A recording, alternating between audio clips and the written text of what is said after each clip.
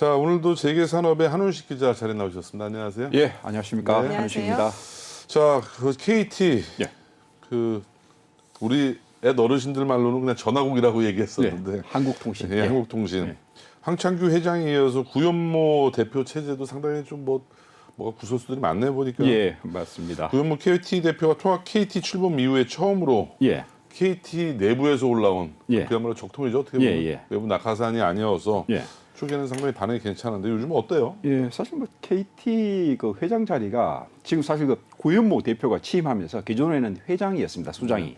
그러다 계급을 좀 낮추었습니다. 네. 좀 이렇게 네. 좀 대중과 또 호흡한다는 뭐 그런 취지 같습니다. 네. 그래서 지금 대표로 불리고 있습니다. 네. 불리고 있고 사실 그전 그 KT 수장 자리가 주로 뭐 전직 관료들 네. 자리였죠. 사실 그렇죠. 이석채 장관이라든지 그리고 전임 같은 경우 황창규 회장 같은 경우는 삼성 출신이었습니다. 네.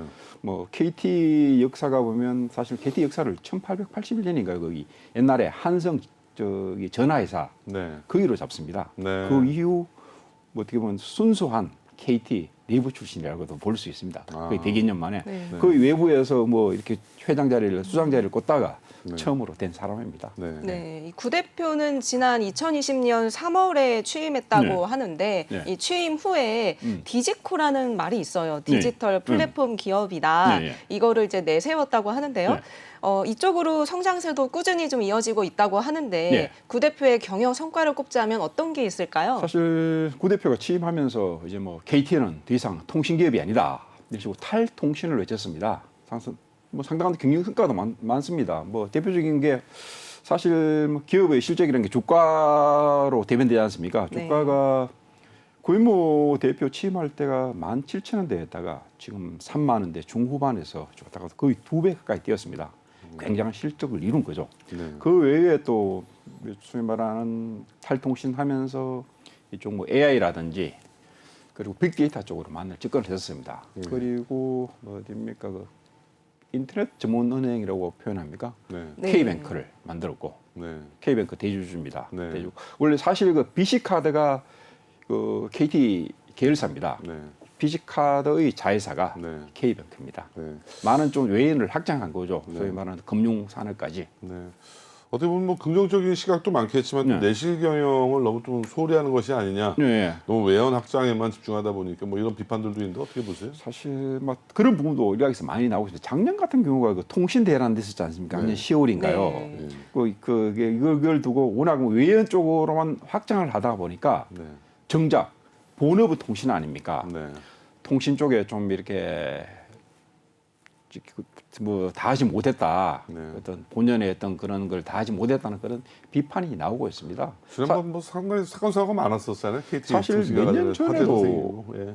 사실 아연 전하고 네. 화재 사태가 네. 나섰었고 쭉 사건이 많았습니다. 네.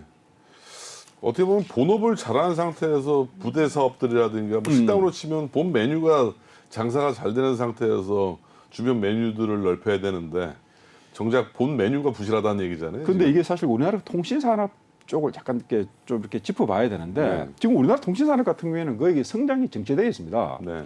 지금 그 영업이익률로 따지면 한 6%, 7% 정도 통신 3사 공이 뭐 KT, SK텔레콤, LGU 플러스 이 정도 네. 되면 그 전통적인 꿀뚝 산업, 뭐 포스코라든지 그런 데보다 못합니다. 네. 포스코 같은 경우 영업이익률 한 7%, 8% 정도 되는데 네. 거의 성장이 정체되어 있다는 거죠. 네. 그럼으로써 뭔가 좀 외연을 확장해야 되는데 그런 과정에서 나왔고 또 이게 몇 가지 덧붙이자면 KT 같은 경우에는 중국 유선전화 사업을 하고 있습니다. 예. 뭐 시외전화라든지 예. 시내전화, 아주 공중전화. 공중전화 박스 많이 있더라고요. 그렇죠. 또. 예. 여기서 적자가 엄청나게 납니다. 네. 이게 의무 사업자입니다. 아. 네. 이게 쉽게 해서 저게 돈이 안 되니까 철수할 수도 없습니다. 언제까지 그게 돼 있나요, 그 사업이?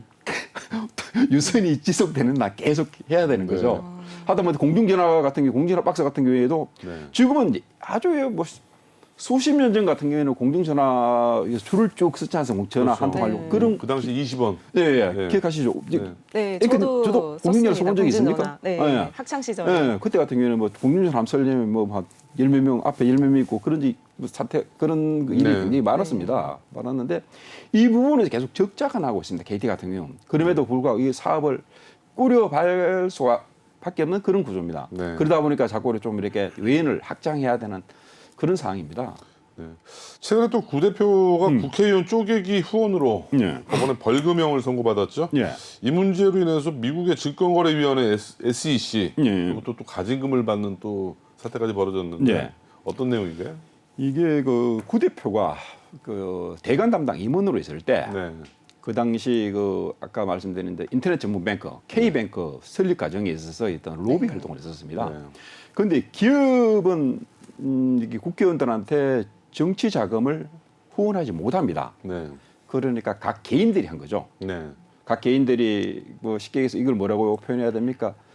상품권을 네. 그 깡을 했네. 깡을 한 거죠. 예. 네. 이게 쉽게 얘기해서 기업 같은 데는 어느 정도 이렇게 뭐 상품권을 구입할 수 있는 그런 게 있습니다. 이걸 시장에서 상품권을 사서 다시 현금화 시켜서 네. 국회의원들 정확하게 99명한테 네. 후원을 한 겁니다. 네. 그것도 각 임원들 예. 이름으로 예. 하다 보니까 이게 뭐 검찰 수사를 받게 됐고 네. 그 과정에서 구 대표가 두 건에 대해서 횡령 그리고 정치자금법 위반 혐의로 각각 벌금 1,000만 원, 네. 500만 원을 이렇게 검찰 쪽에서는 구약식이라고 표현해야 됩니까? 약식 기소를 했었습니다. 네. 그런데 이것도 약간 짚어보자면 이게 뭐 일각에서는 이게 좀 이렇게 검찰에서 봐주기 했다. 왜냐? 사실 정치자금법 위반 그리고 횡령 거의 같은 건입니다. 같은 건인데 검찰에서는 각각 개별로 기소를 했다는 거죠. 왜냐? 이게 병합을 하게 되면 형량이 늘어납니다. 네. 벌금형보다는 뭐 집행유예, 징역형의 집행유예형도 나올 수 있습니다.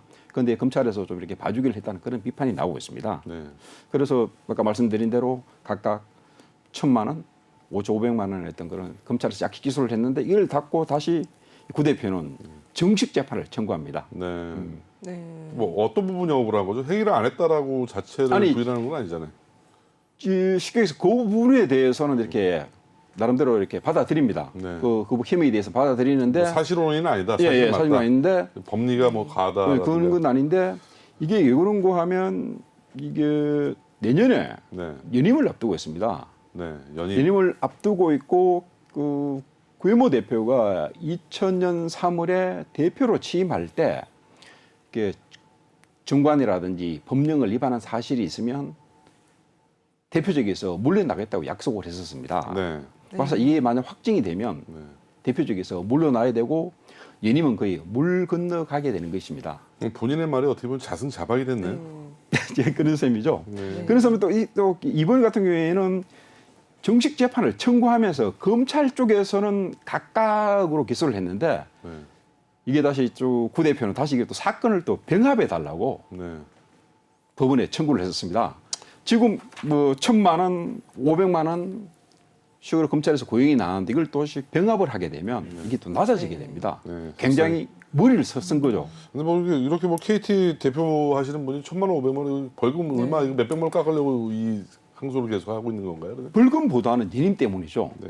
이게 뭐 쉽게 얘기해서 뭐 벌금형이라도 확정이 되면 네. 연임 전선에 빨간불이 켜지니까 이걸 어떻게든 이렇게 좀 벗어나 보려는 아 일종의 재판을 좀 끌기 식도 있겠네요. 그렇죠. 최종 확정되기 전까지. 그렇죠.